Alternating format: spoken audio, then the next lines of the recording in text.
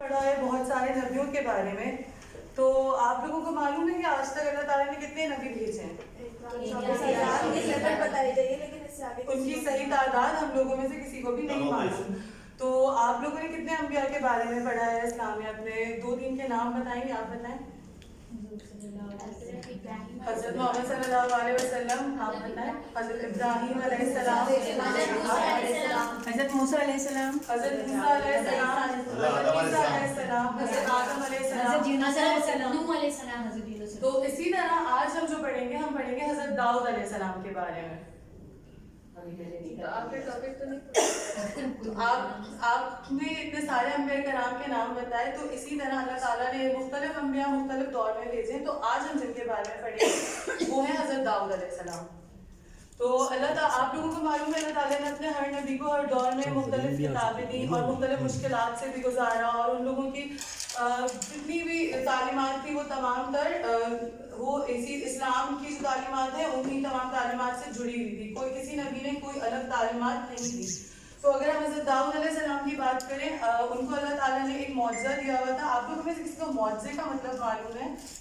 معجزہ کسے کہتے ہیں؟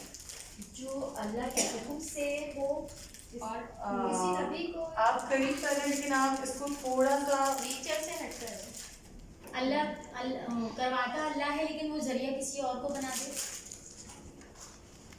اگر سے جس کو سمجھنا مشکل جواب جو انسان نہیں کر سکتا, ویسے نارملی انسان نہیں کر سکتا لیکن وہ کر جائے, اور وہ کسی کو سمجھنا جو ہے وہ مشکل ہے.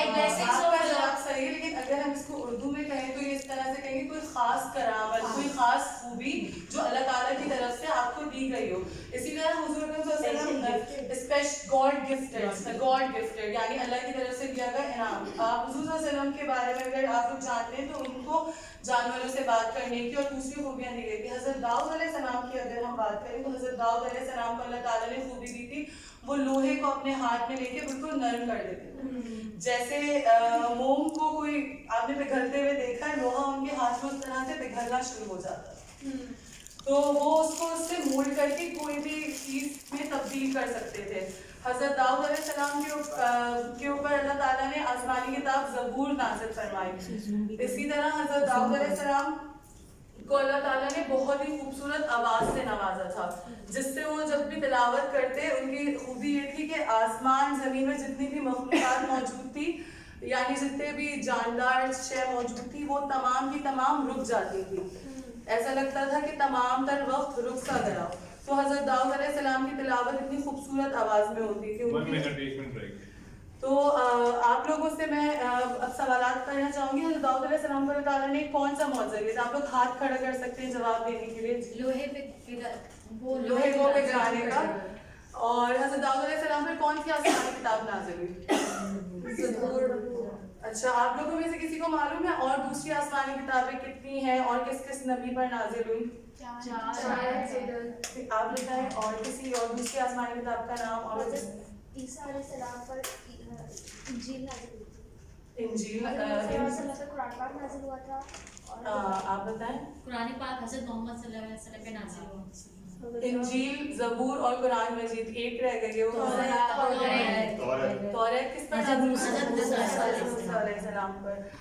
تو حضرت داؤد علیہ السلام کی زندگی کے مختلف واقعات کے بارے میں اگر ہم بات کریں تو حضرت داؤد علیہ السلام ایک بہت ہی قابل بادشاہ تھے. حضرت داؤد علیہ السلام کے دور میں ایک شخص ان کے دربار میں آیا جو ہمارے چیپٹر کا ٹاپک ہے.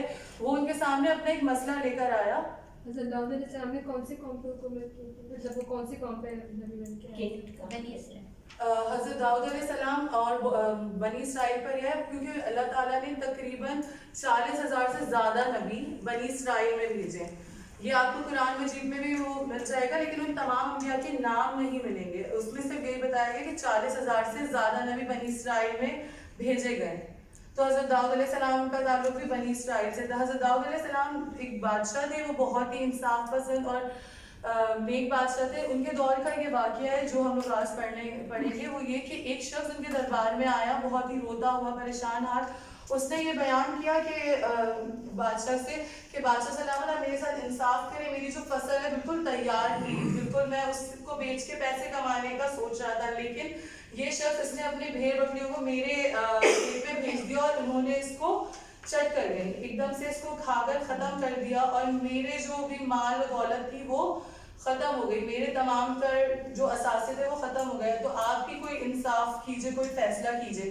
حضرت داؤد علیہ السلام نے اس کی تمام بات سنی اور دوسرے شخص سے پوچھا کیا یہ شخص صحیح کہہ رہا ہے، اور دوسرا شخص جو تھا جس کے خلاف وہاں پہ بات ہو رہی تھی وہ شخص بہت ایماندار اور سچا تھا، اس نے انکار نہیں کیا، اس نے کہا کہ جی یہ بول بالکل صحیح رہا ہے، لیکن میں نے کوشش پوری کی بکریوں کو روکنے کی، لیکن اگر ایک ہوتی تو میں روک پاتا، کیونکہ وہ تعداد میں زیادہ تھی، وہ میرے کنٹرول میں نہیں آ سکی، میں ان کو کنٹرول نہیں کر سکتا۔ ماشاء اللہ،